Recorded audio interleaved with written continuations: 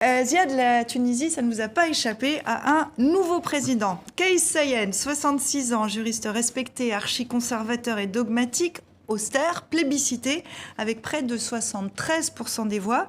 Kais Saied dit vouloir porter le message de la révolution de 2011. Écoutez sa réaction à sa victoire, une joie toute contenue. Aujourd'hui, nous allons tenter avec nos forces de construire une nouvelle Tunisie. La Tunisie que le peuple a fait surgir en décembre 2010 et janvier 2011 pour aboutir à ce slogan « Le peuple veut ». Et aujourd'hui, vous allez accomplir ce que vous voulez. Une nouvelle révolution dans le cadre de la Constitution.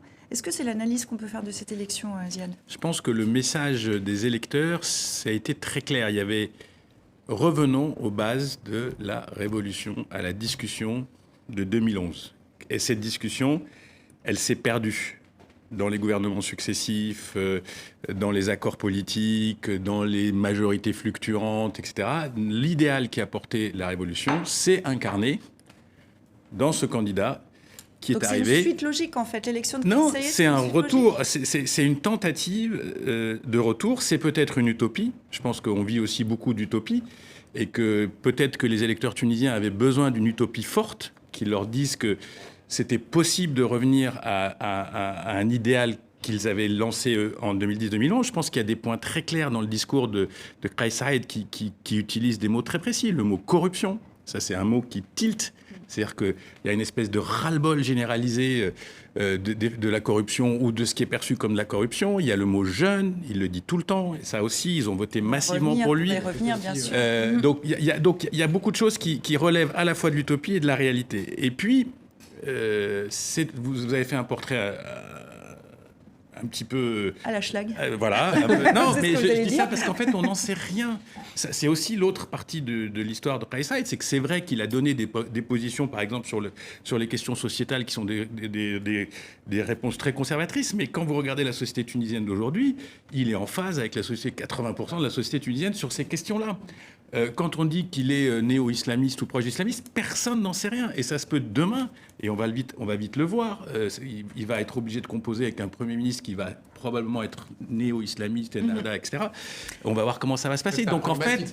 Non, vous êtes en train de dépeindre quelqu'un de souverainiste, pragmatique, populaire, voire populiste. Je pourrais même pas dire oui, parce qu'il a par exemple sur les questions de l'architecture institutionnelle de l'État, il a une vision très révolutionnaire. Ouais. C'est-à-dire on inverse le système, le bas, on le met en haut, on fait monter les régions, le pouvoir descend au niveau local et on élimine pratiquement les... Juste pour bien comprendre comment s'est jouée cette élection, est-ce qu'il y a une réelle adhésion, pour dire les choses autrement, une réelle adhésion à Kais Saied, ou est-ce que c'est du dégagisme aussi ? Il a su porter ce que j'appelle, moi, l'utopie, c'est-à-dire... Ça n'est pas que du dégagisme. Il donne du rêve.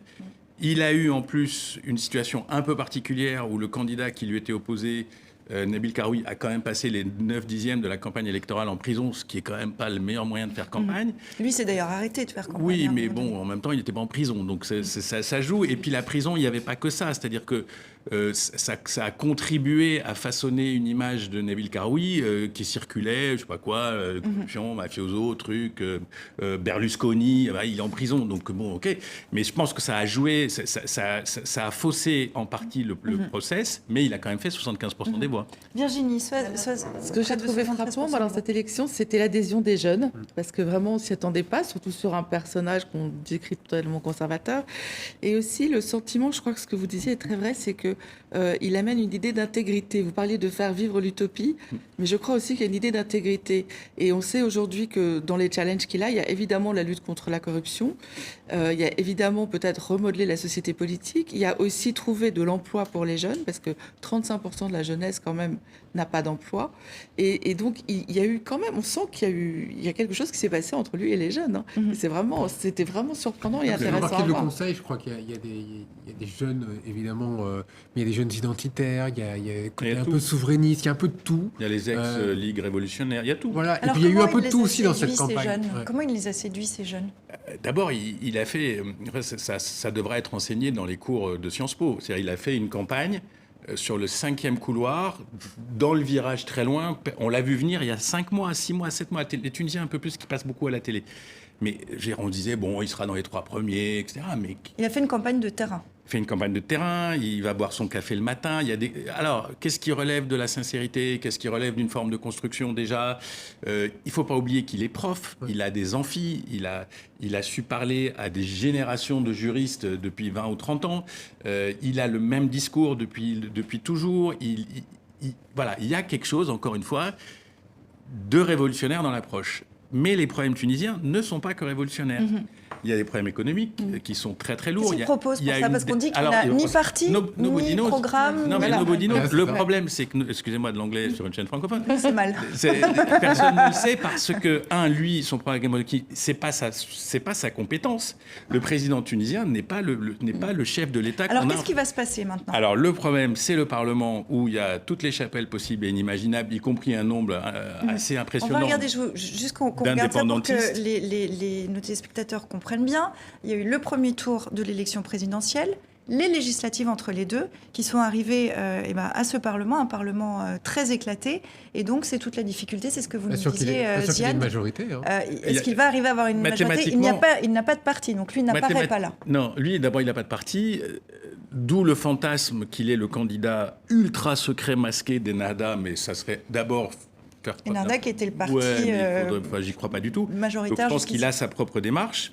Constitutionnellement, Ennahda étant le premier parti, le Premier ministre, chef de gouvernement, doit sortir d'Ennahda et il doit trouver une majorité de 109 députés, de 109 représentants. Et donc, si dans les 4 mois, ça n'aboutit pas, on recommence. Le problème, encore une fois, c'est que tout ça, c'est bien, c'est la démocratie. Et je pense qu'on peut en être fier, et que la Tunisie peut en être fière d'avoir porté ce processus jusqu'à ce point. Mais il y a des problèmes urgents sur le plan économique et social qui demandent des réponses cohérentes et longues. La dette tunisienne, c'est quelque chose... on n'est pas la Grèce, il n'y a pas l'Union européenne derrière, même méchante, même insupportable, pour sauver la Tunisie d'un problème de défaut, par exemple. Il y a la question sociale, l'emploi des jeunes, la relance de la croissance, la réforme, la restructuration, l'éducation. Tout est ouvert depuis 7-8 ans. La réforme du tourisme, ça recommence, mais il y a du travail. Et donc, on a besoin d'un gouvernement stable. Et pour le moment... Bon, on va se tourner vers la personne autour de la table qui n'a pas un gouvernement stable non plus, l'espagnol. Qu'est-ce que ça vous inspire Alors, je dois dire que je connais... Cette situation en Tunisie. Oui, moi, je ne connais pas trop la Tunisie, mais ce qui m'inspire, c'est dire que j'entends un débat, des idées, des problèmes de démocratie moderne. Et ça, c'est un miracle. Dans le contexte des printemps arabes et de tout ce qui s'est... Le débat face à face a eu un impact dans le monde débat arabe. entre les deux candidats, c'était la parce qu'il y a semaine quand dernière. même eu un débat face à face.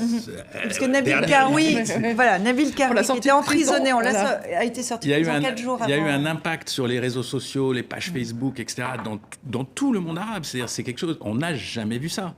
Ça n'a jamais existé. Il n'y a jamais eu un débat entre deux candidats du deuxième tour en face à face. Donc il y a quand même cette idée que ce qui est né en Tunisie en 2010-2011 est toujours vivant et que le processus est toujours en marche. Quand on vous écoute, Ziad, alors on sent un vrai enthousiasme aussi, je le dis. Vous le confirmez peut-être? Non, je pense que c'est enthousiasmant. Même les gens les plus déprimés en Tunisie disent au moins ça bouge. On a construit on a construit un système politique qui tient et qui avance. Vu de la vieille Europe, je me tourne maintenant vers vous, les Français. Vieille Europe, à vous. Est-ce que ça fait un peu rêver quand même quand on entend justement... Alors, évidemment, la Tunisie a des problématiques que vous avez bien soulevées, mais cette espèce de bouillonnement démocratique, est-ce que vous, ça vous interpelle? C'est pas si vieux. 2017, il y avait ce soulèvement un peu populaire aussi pour un président, en tout cas un candidat qui venait de nulle part, arrivé du 5e couloir, personne n'y croyait. Il y avait cette envie en France. En France, d'accord. Je parle pour la France, parce que je suis un peu plus spécialiste politique française. Désolé, j'ai un prisme. J'ai du mal à vous suivre. Mais c'est vrai, donc qui arrivait de ce 5e couloir, effectivement, et qui faisait un petit peu rêver. Et il y a eu aussi, si on va un petit peu plus loin, je pense à d'autres pays en Europe, où aussi on a commencé à se dire qu'il pouvait se passer des choses.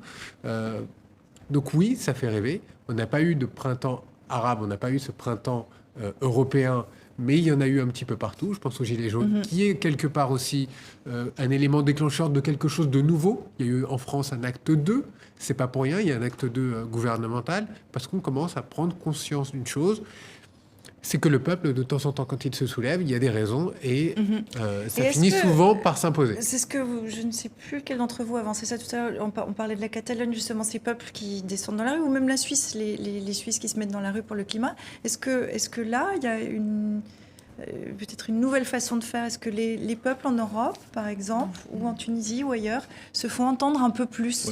On ne veut pas non plus que tout soit Voilà, gouverné c'est par ça. la rue, hein, Ouais. c'est pas l'idée, surtout si c'est une rue violente. Donc, ce qui est formidable avec la Tunisie, c'est justement cet exercice de démocratie. Et c'est pour ça que toute l'Afrique et tout le Maghreb regardent la Tunisie, parce que c'est une jeune démocratie qui s'épanouit, et donc elle est très importante à cet égard. Et justement, Kais Saied a décidé de son premier voyage à l'étranger, ça sera en Algérie. Ouais. La situation est quand même là-bas assez différente. Les généraux, Alors justement, comment peut se passer cette voilà, cette vous visite avez une C'est quand même le situation- contre-exemple pour Non, mais l'Algérie. bon, vous savez, la géopolitique reprend très vite, les intérêts stratégiques reprennent très vite leur droit. Réelle Il envoie politique. un message assez fort en disant que le partenaire, je veux dire, naturel, le voisin naturel, c'est l'Algérie, sa population, ses richesses, etc. En même temps, il fallait voir les pages Facebook algériennes pendant les élections en Tunisie en disant pourquoi, s'ils y arrivent, pourquoi nous n'y arrivons pas et pourquoi nous ne pourrions pas le faire. Donc c'est là La que ça presse se aussi. joue. Et puis il va venir en France. Forcément. Donc on va avoir aussi une discussion intéressante. Par exemple, ce monsieur qui parle très bien l'arabe littéral au point qu'il y a 20% des Tunisiens qui ne comprennent rien à ce qu'il dit, il parle très bien le français. Il a un français de constitutionnaliste. Donc il va venir en France, on va voir comment ça va se passer. Mais encore une fois... D'un mot pour conclure, est-ce que ce qu'il faut retenir, je crois que vous l'avez déjà un petit peu évoqué, mais justement, des législatives, une présidentielle qui se passe bien, ça veut dire que la Tunisie confirme son envie de démocratie et confirme sa culture démocratique. Elle confirme son envie de démocratie, mais comme vous le voyez ici, partout aux États-Unis, y compris aux États-Unis, le plus grand pays du monde, etc., c'est fragile. Ça peut être mis en cause. Si vous parliez de jouer les règles du jeu. Si on ne joue pas les règles du jeu, même les plus vieilles démocraties peuvent basculer.